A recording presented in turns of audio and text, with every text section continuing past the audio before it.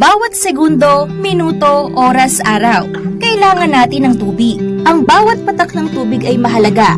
At dahil lahat tayo ay nangangailangan ng malinis na tubig, dapat tayong makibahagi sa pangangalaga nito. Sa pangunguna ng Prime Water Malolos at City of Malolos Water District, nagsasagawa na ng mga proyekto upang maprotektahan ang mga pinagkukunan ng inuming tubig.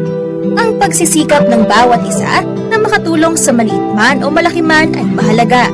Kaya naman sa pagtutulungan natin bilang isang komunidad, kasama ang Prime Water Malolos at City of Malolos Water District, matitiyak natin na may sapat, malinis at ligtas na inuming tubig na dadaloy sa ating kinabukasan.